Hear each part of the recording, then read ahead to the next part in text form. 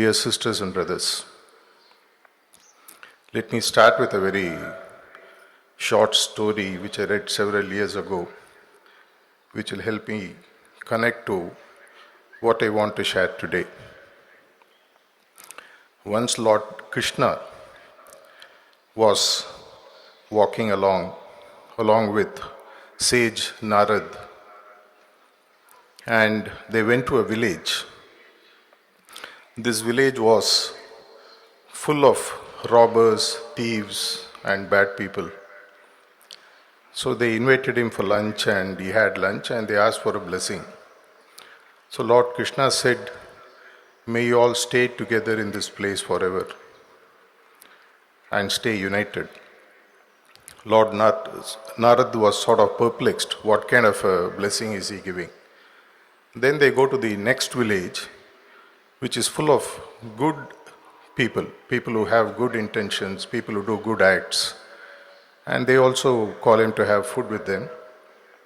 After having food, they also seek a blessing, and he gives a blessing that may you all get divided soon and go away from this place. Narad now really gets very angry.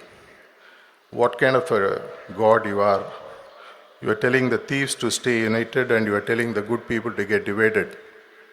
So Krishna says, Narad, if the bad people leave the place, they will multiply and rob the entire world. It's better that they stay in one single place. Whereas the good people, they are doing nothing about what they are good at. They are staying in one single place, and hence I wish them that they have to move out of this place so that they can serve the world. Narad understood that. I also remember this quotation, which often I quote in many places. All it needs for bad to survive and thrive is for a few good people to do nothing. Last 3 days we have been fortunate enough for hearing Daji's explanation on the concept of availability. Based on my own personal interactions with him and my little bit of work that I have done across several areas that have been given to me, fortunately, I thought I will share a few basic concepts which will help us to take certain inputs on how to make us more available to his work. Let me go back to the school days when we would have read in mathematics a very simple concept about equilateral triangle. An equilateral triangle, by definition, where the sides are equal, the length of the sides are equal, and the angles are the same, 60 degrees, adding to 180 degrees. And the space inside is what you call as the area. The smaller the equilateral triangle, lesser the area. Let's replace the word area with availability. And what does this equilateral triangle have in common is that they have 3 points from which they all join together. If the sides are equal, which means, and if the triangle keeps getting larger and larger, the area inside or the availability inside becomes larger. There are 3 points which actually connect the equilateral triangle, and let's take the 3 points and find what are those 3 attributes when you expand on them would make you more available to do his work. Let me call it the 3 C's. You have in any equilateral triangle a summit, which is the top point, and the left bottom point and the right bottom point. Let's take the top point C as commitment, the left point as consistency, and the right bottom point as character.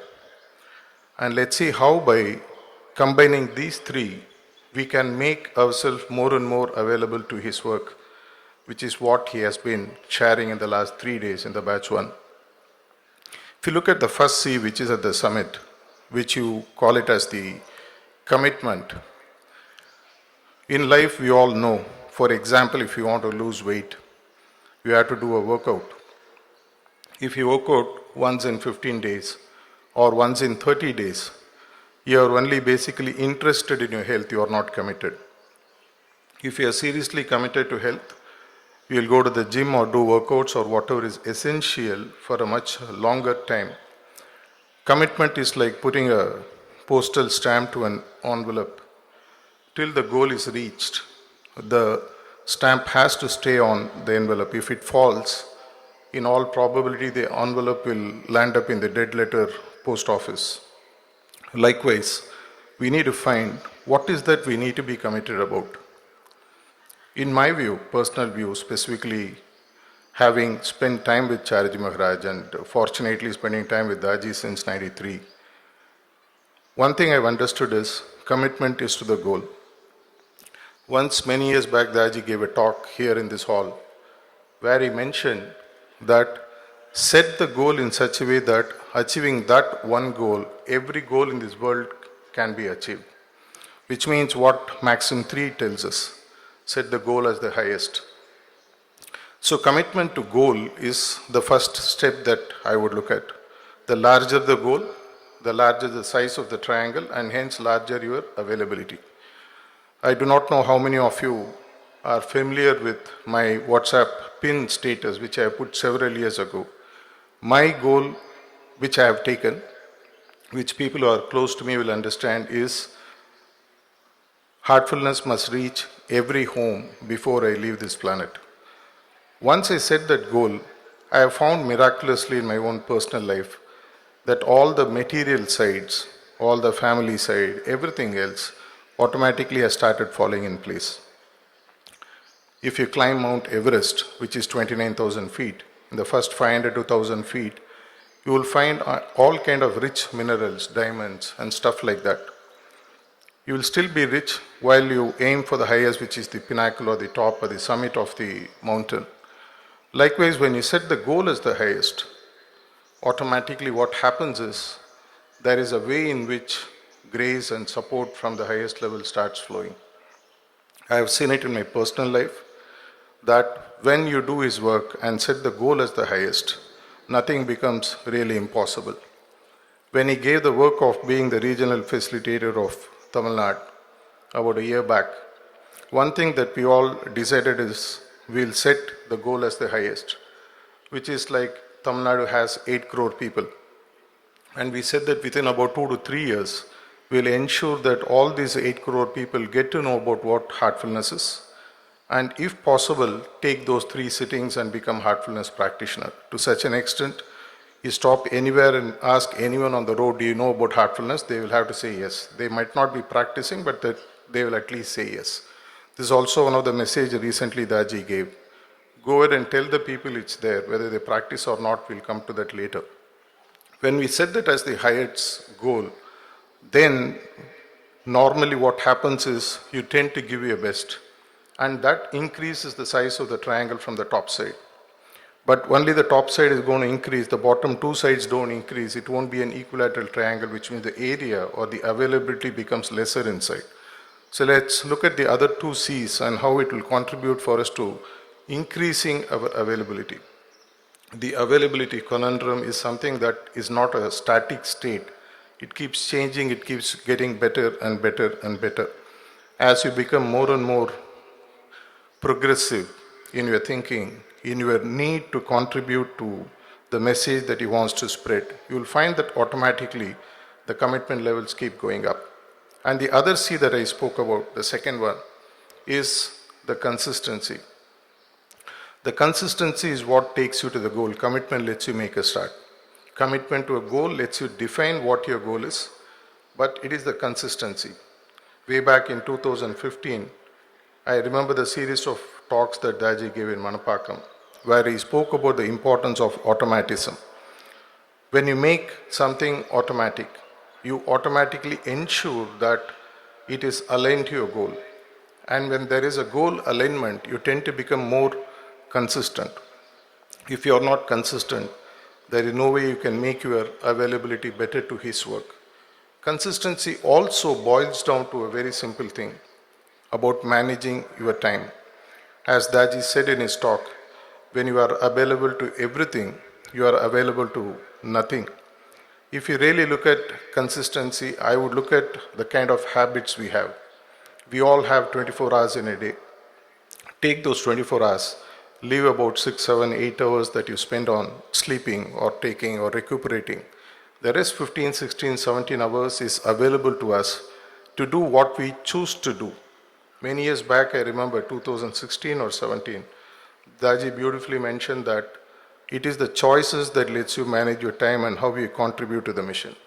When we are available to too many goals, when we set too many goals, what happens is we tend to get distracted. And our habits consume the time that ensures that we don't contribute sufficiently enough to the cause that he would want us to, though he will not tell us openly. Consistency also, in one way, is about the work that the preceptors do. In my personal interactions with Daji, many times he has said that the moment I make a preceptor, a person a preceptor, the spiritual progress stops. Why? Because what they were consistent with in reaching the goal of, or the need, or the wish of becoming a preceptor, somehow goes away the moment they become a preceptor. There is a covenant that all preceptors sign in, which says that at least 2 sittings a day you must give. For example, I know of many preceptors who do much more than that.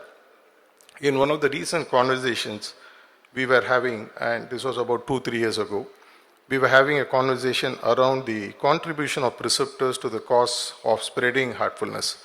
And he was very sad when he said that less than 15 to 20% of the preceptors do the work for which they have been given the permission by the hierarchy and by himself, which is quite sad to know that we have strived hard and we think that getting that badge on our shirt is very important, and we get it and then we don't do our work. It creates power grossness, which preceptors know for sure. When you are consistent, as part of spreading heartfulness, as I mentioned, taking heartfulness to the whole of the world, this is what their vision is too. Babaji Maharaj has said, I would like to see a preceptor in each home of this world, which means there has to be at least one abhyasi in each house of this world. You look at 800 crore plus population, at least about 150 crore preceptors should be there. Imagine the kind of vision that the masters have set for us and the speed at which Daji is taking it. If preceptors do not contribute, what tends to happen is you tend to become a block to the work that he is doing. He even once openly said, though it is sad to quote, he told me once that preceptors should come forward and give up their preceptorship if they think they are not fit to do his work. We cannot do the work grudgingly. We cannot do the work, oh my God, I have taken this up, now I have to do. This is something that you have to look forward to. Many times he said that it's like meeting your girlfriend for the first time. How much sort of interest, how much kind of anticipation we will have to go and meet our beloved. Like that, every sitting where you are able to connect a potential seeker or a new seeker or an abhyasi with whom we want to deepen the practice, they want to progress, and the work that the preceptor does is humongous. 2 sittings is a must. 1 sitting at least is acceptable. Anything less than that, maybe we have to reconsider and look at, because many times what happens is when we come back and asking for preceptors, you look at the list, say that your center already has so many preceptors, why do you need more? We cannot tell him that only about 2 out of 10 preceptors are doing the work. So this is a very clear sign that I would personally like to share from what I have heard from him. It pains him a lot, though he may not openly say that when preceptors or even volunteers don't do the work, it stagnates, and stagnant water, you know what the impact is. So let's look at becoming consistent in what we have taken up as the ultimate goal. Your goal need not be the same as what I have taken. You can take any goal that suits you, which is in alignment with the spiritual goal that he would want us to achieve. It can be as simple as taking heartfulness to 10 people in the next 1 year. It's still a reasonable goal, not a bad goal. At least there are many abhyasis whom I know who keep it at least every year I must bring 50 new abhyasis into the system, and they work towards that consistently. It is the consistency that actually fills up for lack of talent.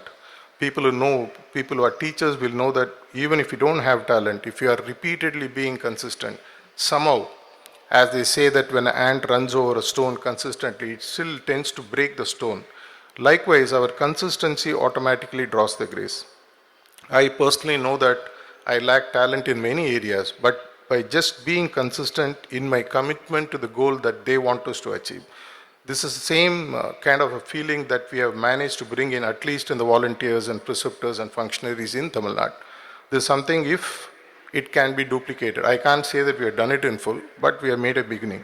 If it is something that can be taken pan-India and pan-global, imagine that in the next 2 to 3 years' time, the things will automatically happen. There is a specific reason. In one of the recent Zoom calls that we had, I remember the quote that he shared several years ago, which I shared in his presence. He mentioned that there is some kind of a spiritual window which is open between now and next 3-4 years or so. And in this time, whoever gets in will have such fast progress towards the goal that is unimaginable, which has never been opened in the history of the nature till now. If you really understand what it means, we are talking about a 13 to 14 billion years of creation, and there is one window for us to go back, and which is available for 3 to 4 years. How much time would we want to spend in ensuring that not only us, everybody goes toward this goal in this period of time, which is hardly another 4 or 5 years left. The journey ahead is quite long, but if we are committed to the goal and we are going to be consistent, the chances of ensuring that heartfulness reaches to all the population of the world is not far off. Let me come to the third point, which is the point which sort of joins all these 2 points together, which is what I call as character. See, character is something which is a very difficult toolbox to understand, but in my personal view, I just broke it down to a few parts so that if it is of help to you, you may look at how you can make use of it. For me, character is something quite simple. What helps me to transform myself in aligning to the goal is what I would change my character towards.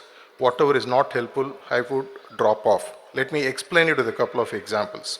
If you look at the Ashtanga Yoga, the first 2 steps of Yama and Niyama, Daji has many talks said that Yama is where you burn or give up what are the things that are not required. It's like a to-do list and not to-do list. And when you make this list, there are a few things which stops us from progressing.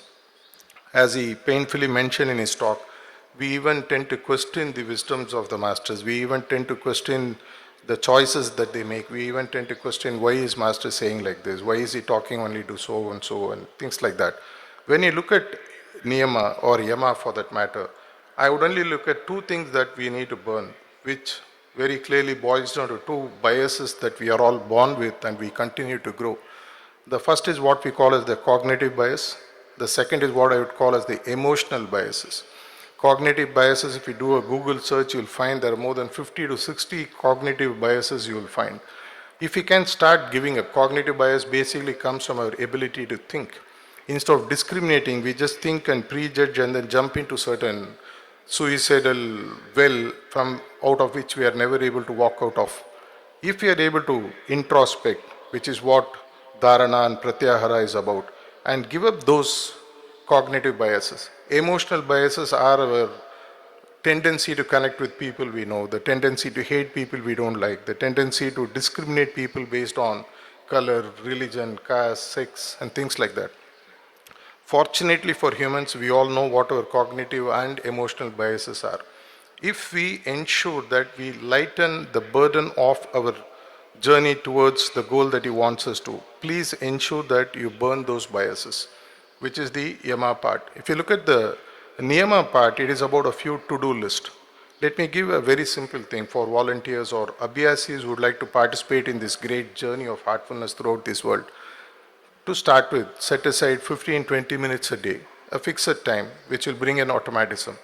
In this time, I will do something for spreading the message of heartfulness. It can be as simple as practicing the 4 intentions, the 4 suggestions and the 3 intentions that he has shared with us. If we just practice that and send out that as a vibratory sort of a field around us, we will find that more and more people start getting attracted.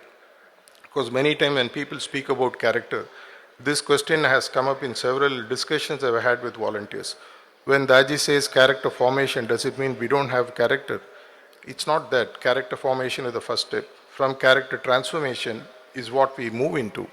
And finally, the magic happens when you actually metamorphosize into becoming like what he is. If you understand these 3 concepts of being committed to the goal, define your goal, whatever is the highest. Your material life will automatically sort of plug into that. Find ways to be consistent in moving towards this goal. Build the character traits that are essential to combine the commitment and the consistency to your goal, and ensure that the triangle keeps becoming larger and larger to such an extent that the availability, which is one of the most important points he shared in this message, availability to what? Availability to whatever he wants us to do. Availability to the change that he would want to see in us. We become the block. He never stops giving us what is to be given to us. As Babaji Maharaj beautifully said, from the movement from left to right, I can take you to the highest. But are we ready? If we are ready, you will find that a magic happens and that heartfulness becomes a household name, maybe in the next 3 to 4 years' time. Not in India, not in Asia, but in the entire world. And that is the best gift that we may be able to give to the masters while we are here. If not we, who else? If not now, then when? Thank you.